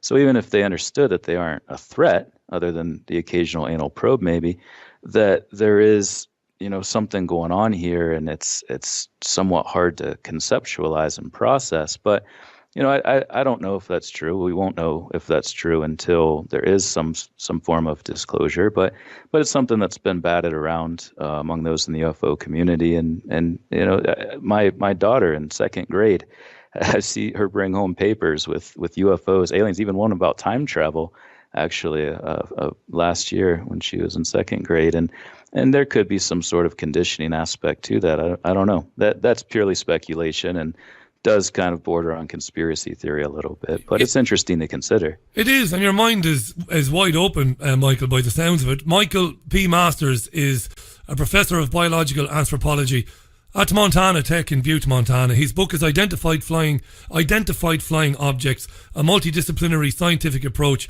to the UFO phenomenon. Check it out on Amazon. I shouldn't mention Amazon, but it's on there. If Michael wants to give us any more links in a minute, I'm happy to do that. We will, of course, tweet links to it as well. Massive interest in this afternoon, Thursday's programme, coming up for 16 minutes to the top of the hour. I had Rich Terrell from NASA on the programme about 18 months or so ago. It's a lovely interview, very interesting. And Rich has gone down the road of wondering whether future human beings or a far more advanced version of us might have created our reality, the simulation model or the simulation theory. And that, listening to you today, Michael, and I'm loving listening to you, by the way, genuinely, I'm not sycophantic and I wouldn't say it if I didn't mean it. I think what he said is not incompatible with what you're saying and what you've said. What do you think of that some future version of us might have created our reality for us? That might explain maybe on one level why we get visitation. Yeah, it's definitely an interesting idea. I think part of the issue would be, what is reality? What does that does that mean? How do we define reality? Are we talking about some sort of simulation that takes place in some sort of projection that's being presented around us? And I mean that's definitely something to consider. There's a lot of interpretations of this phenomenon, and especially once you start getting into the weeds of time and our perception of time, and how little we really understand time itself, and now, this concept of now and the present. That's a huge aspect of our reality. It's a big part of trying to make sense of what we're doing, how we're moving through this thing around us. And yeah, I think it's important to consider all options. The main thing I'm trying to do is focus on our physical reality, what we know, the modern research in astrobiology, physics, anthropology, and astronomy, and what we know now, looking especially back toward the past. And I'm not making any predictions about what's going to influence us in the future, or what forces of evolution or what cultural factors. I simply look at the long 6 to 8 million year evolutionary history of our hominin lineage in the context of these morphological changes, long-term cultural changes, more recent things like craniofacial feminization, where men and women start to have more paedomorphic characteristics, more like those of our children, our ancestral children, and understand how those projected forward may link us now to those distant descendants of ours in the future, if they are indeed the ones we're seeing. But I absolutely think everything should be considered at this point, because when we have so many unanswered questions, we can't just immediately dismiss anything. I think it all needs to be considered. It must be an incredibly satisfying, sometimes I would imagine frustrating, field of science, of interest for you, Michael. I imagine there's never a dull moment. I mean, you must be hearing from people from all over the world all the time. I imagine you're learning something new on a daily basis. Incredibly exciting, I would imagine, for you. Oh, it's great. No, I mean, just the people that, and a big part of it is like I said, there's just this stigma around it, and by coming out, as an actual researcher, a lecturer, professor, and talking about this in real terms, and with a conservative approach, really rooted in science and the principle of parsimony, Occam's razor, I think it encourages people to feel like they can talk about their experiences too. And I've been getting emails and phone calls, and people have been sending me books about encounters, and it's been extremely exciting to see all of this, and to hear people's stories, and to really provide them with something too. A lot of people are just desperate for some sort of more grounded explanation for these, and hopefully this book will help provide that. Yeah, no doubt. And I'm glad you mentioned Occam's razor, because it's always been my approach to it. Because you've had hundreds of thousands of individual people not connected, and we're going back way before the internet, way before social media, all telling eerily similar stories. Mm-hmm. The Occam's razor principle is justified. It's got to be a genuine thing. It's a genuine phenomenon that's happened to and is happening to people. I mean, you talked at the very beginning, just before we say goodbye, and I am going to give another big plug to the book. We talked at the beginning about you looking up into the sky, and you were imagining as a young boy. Would you like? I mean, you would probably, you'd give anything for a visitation, wouldn't you? Going forward, you'd love that.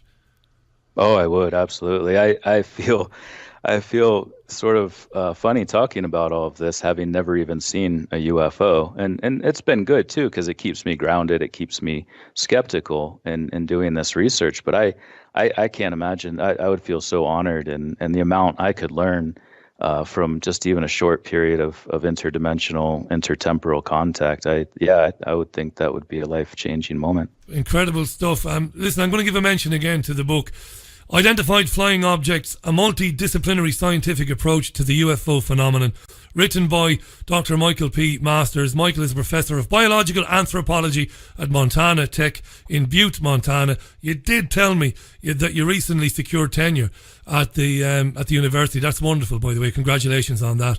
And the very best of luck with the book. Is there anywhere else you'd like to direct in the final 30 seconds we have? Where else can the listeners find out more about yourself, Michael? I know there is a website for the book as well.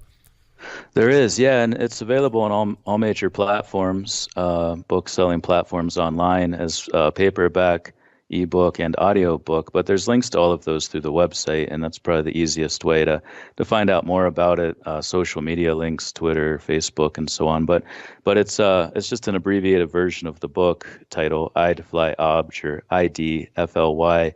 obj.com. And yeah, I'd say that's a good starting point for finding out more about the project and just for connecting. And also, if they're interested in the book, there's links to all of the major book selling platforms. Brilliant. I'll tweet that out now. Our listeners will be all over that. All the best in the world with the book, and I know you've got thousands of requests to do interviews. I know that, so thanks for giving us your time today. I really appreciate it. And when you've got more to tell us, Michael, you'll be welcome back here. We look forward to a sequel as well in the future. All the best, Michael. Thanks for coming on. Loved chatting with you today. Yeah, thanks so much, Richie. I appreciate talking to you as well. It was an honour. Thank you, sir. That was Dr. Michael P. Masters from Montana. Wonderful stuff, that. Huge interest in that today. I know there were a lot of tweets that were flying in, and I know there were points and questions that I didn't get to, but you'll forgive me because an enormous amount of tweets came in at the one time there. The link, the website it's idflyobj.com. So idflyobj.com. I'm going to tweet it anyway, and there are links there to where you can find that book. Very different, that, because you don't, as he pointed out earlier on, you don't get too many. In fact, I can't think of anybody with as senior an academic position as he has, writing about this particular subject from that point of view. So it really is absolutely fascinating. And I'm going to just tweet it out now. I've done it. I've just tweeted it there, okay? I'll put out a more substantive tweet a little bit later on. In this together, and Dean Smith enjoyed listening to that. So did David Stanford. Did you, David? David didn't. David says you don't get tenure for going against the grain. Conspiracy theorist till the end. I don't know how some people live, to be honest. How do you ever know that anything is real or genuine? But anyway, I'll bite my lip, I'll bite my tongue, and I won't say any more. Hi to Himanshi, who's listening to this not too far from Delhi, from New Delhi in India. How you doing, Himanshi? Nice to hear from you today. Let's have a look down again. A lot of tweets came in. Hi to Ricky Emmett. I have tweeted a link now. The tweet of the day goes to Trevor the Mule, who tweeted, I hope these people from the future aren't still arguing about Brexit. They might be. They might be. I could probably do an update. Can I do an update? Because they were due to, there was due to be a press conference at 6 p.m. UK time. But it doesn't look like there's been any agreement on the extension. You see, Theresa May is in Brussels now begging, cap in hand, begging the tyrants of the European Union for an extension to Article 50. She wants to delay leaving the European Union until June 30th. They have said, at least yesterday, they have said, in the guise of Donald Tusk, the European Council President, they said, well, if you do get your deal passed next week, which she won't, but if you do, we'll give you an extension of sorts. That's what they said yesterday. She's there now. There is a little bit of development, is there? Officials are drafting a new text of the withdrawal agreement. And what's in that, nobody seems to know. There might be some movement on this extension, but it might be a long evening ahead. It might be an hour or two or three before May and Tusk and Juncker and the rest of them emerge to describe or to tell us what's been going on. David got back to clarify. Thanks, David. No, I didn't mean that. The point of view the professor is exploring must be somewhat accepted, then therefore is a viable reality. All right, yeah. You didn't make that clear the first time. And as a long-time listener, and when you read tweets from long-time listeners, I know you are a narky, sarcastic old bastard, David, who doesn't believe anything or anybody, all right? So I was right to jump to conclusions there is the point I'm making. But thank you for clearing it up anyway. Not that it matters what I think. Stand by your point of view. Don't let me dissuade you from it. That's about it for the programme for this week. Anyway, thanks for listening to it and putting up with it. I'll be back with you again on Sunday morning for Sunday View. I want to give a big shout out, by the way, to Anna Brees, who was on earlier on. BBC, ITV journalist, coming out now talking about the propaganda of those organisations, particularly the BBC and Panorama. I think she's a very courageous woman. She's working with John Wedger. She's working with a lot of people. And I hope more follow. And I think more will follow. As things get increasingly more desperate, as the reality unfolds in front of people, as it inevitably will, because as the global elites continue to do what it is they are doing, as it gets worse, it becomes harder to conceal, in my opinion. Much harder. And it is being revealed to people who previously would have dismissed it as fantasy or lunatic conspiracy theory. More and more people can't ignore it. Within journalism, there are many decent people. I've said this 1,000 times. They're not all assholes in the independent, in the mainstream media. They are not. There are good people in there. In every walk of life, there are decent people. Compartmentalization is a real thing. And I think as more people start to see it for what it is, they will break away from it. They will be compelled to break away from it. And that's my opinion. More and more and more. And then what you'll have then is you will have an independent media with independent journalists, but with great skills and a great understanding of how to do the job, which the independent media is lacking in, for obvious reasons. The independent media is full to the brim of well-meaning, decent people, but with very little practical skills to do the job in a way that will attract more people to listen to their content or to watch it. I said it 1,000 times. I said it 1,000 times, right? I've said it 1,000 times. So I'm not going to say it again. You're going to wonder now, what did you say 1,000 times? I've said it 1,000 times. There are people making programs on YouTube and they have tranches of information and they are very good and they are brilliant researchers and they have forgotten more than somebody like me will ever know. But they haven't a clue how to make a program. And it ends up that very few people see it. This is a tragedy. But as more qualified people come in and cast off their mainstream shackles, the independent media will going forward be a much more exciting place. And I look forward to that. Right, thanks for listening. Thanks for your comments. Have a magnificent weekend. It's a